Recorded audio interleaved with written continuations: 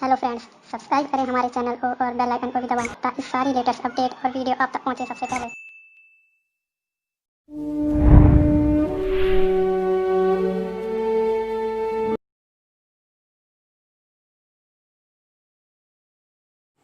You are welcomed in our channel ज्ञान की शक्ति।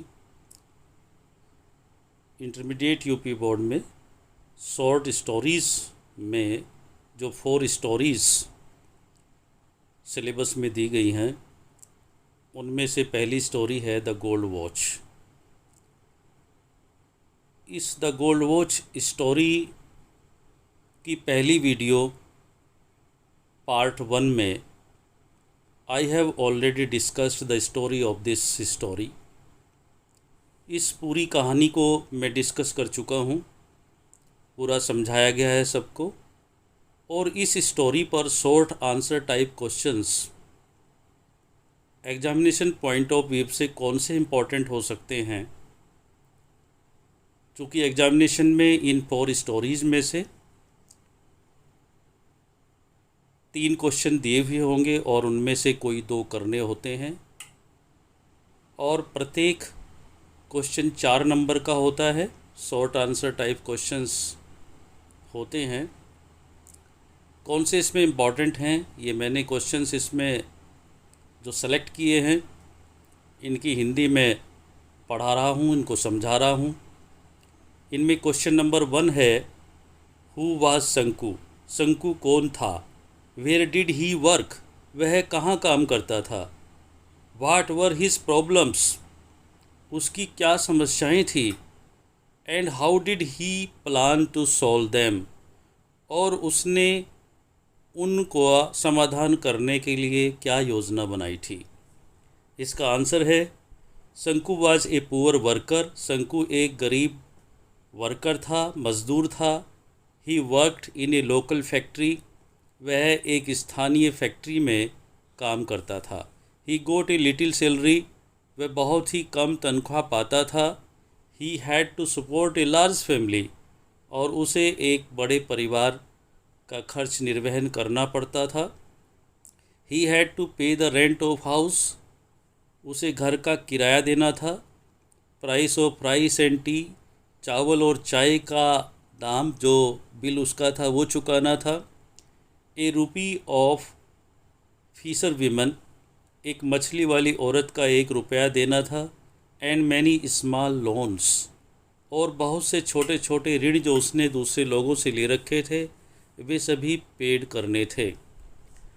शंकु had only one way to solve these problems.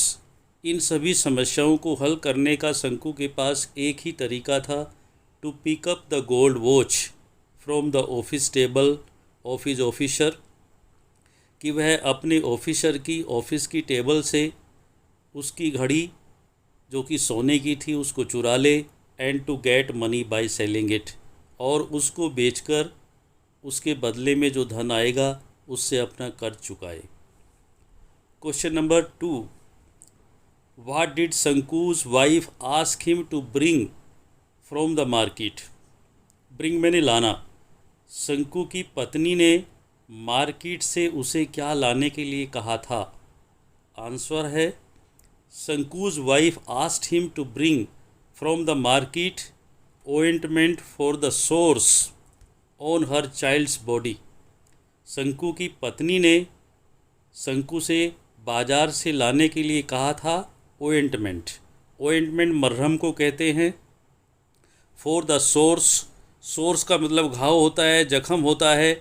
On her child's body, जो उसके बच्चे की बॉडी पर, उसके शरीर पर फोड़े फुंसियाँ अर्थात घाव या जख्म हुए थे, उनके लिए मरहम लाने के लिए कहा था। एंड 2 बनानाज, और 2 केले लाने के लिए कहा था। She also asked him to bring some milk for the child. उसने उससे बच्चे के लिए दूध लाने के लिए भी कहा था। Because she had no milk to give him, क्योंकि घर में बच्चे को देने के लिए उसके पास दूध नहीं था।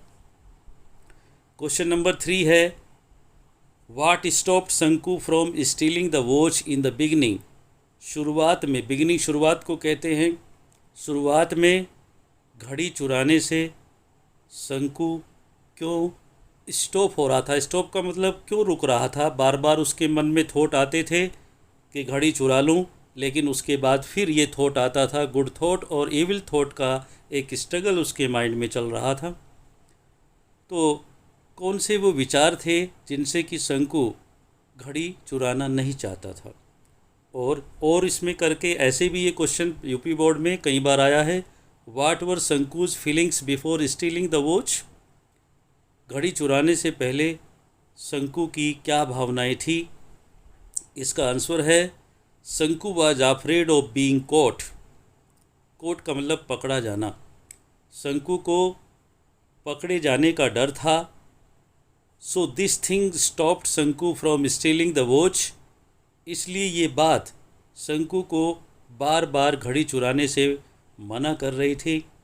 बट शंकुज अर्जेंट नीड्स, लेकिन शंकु को बहुत अधिक धन की आवश्यकता थी। And pressure of the people, लोगों का उसके ऊपर दबाव था। टू पे लोन, कि वह उनका कर्ज चुका दे। मेड हिम डिसाइड, इसलिए उसने इस बात को डिसाइड कर लिया, तय कर लिया, that he had no other choice but to steal, कि अब उसके पास कोई दूसरी चॉइस, कोई दूसरा रास्ता नहीं था बट टू स्टील, चोरी के अलावा। इसीलिए उसने डिसाइड कर लिया कि वह उस घड़ी को चुराएगा। क्वेश्चन नंबर 4 है, व्हाई डिड शंकु कर्स हिमसेल्फ? कर्स का मतलब अभिशाप देना। शंकु ने अपने आप को अभिशाप क्यों दिया, अर्थात अपने आप को क्यों कोसा? व्हेन शंकु न्यू, जब शंकु को ये मालूम हुआ, that his wife was pregnant, कि उसकी पत्नी प्रेग्नेंट थी, अर्थात एक और बच्चे को जन्म देने के लिए जा रही थी। ही थॉट, उसने सोचा, that it would be another burden on him, कि ये उसके ऊपर एक अतिरिक्त बोझ आ जाएगा। ही हैड ऑलरेडी 2 चिल्ड्रन, उसके पास पहले से ही 2 बच्चों का खर्च था। Third one was going to enter the family, एक तीसरा और फैमिली में आने जा रहा था। He was self responsible for this, और इस कार्य के लिए वह स्वयं उत्तरदायी था। रेस्पॉन्सिबल उत्तरदायी, जिम्मेदार।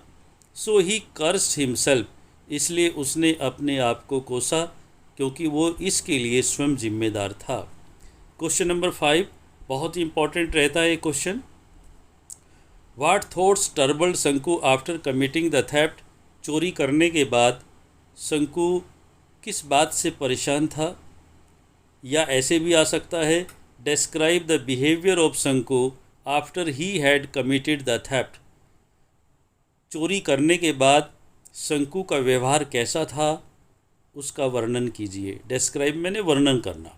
व्हाई डिड शंकु फील सोफोकेटेड? शंकु इतना उदास, इतना चुप चुप सा क्यों महसूस कर रहा था? आंसर है, वन डे शंकु सा, एक दिन शंकु ने देखा, that his engineer had gone to lunch, कि उसका इंजीनियर लंच के लिए चला गया था। And his watch was lying on his table, और उसकी घड़ी टेबल के ऊपर पड़ी हुई थी। So he went into the office, इसलिए वह ऑफिस में गया। And put the watch into his pocket, और उसने उस घड़ी को अपनी पॉकेट में रख लिया। आफ्टर कमिटिंग द थेफ्ट, चोरी करने के बाद शंकु फियर्ड, शंकु को इस बात का डर था, that somebody had seen him, कि शायद किसी आदमी ने उसे स्टीलिंग द वॉच, घड़ी चुराते हुए देख लिया था। He would be caught as a thief, बहुत सारे व्यूज उसके माइंड में आने लगे कि अब वह एक चोर के रूप में पकड़ा जाएगा। ही would B dismiss from his job, आज ही उसे नौकरी से भी डिसमिस कर दिया जाएगा, निकाल दिया जाएगा।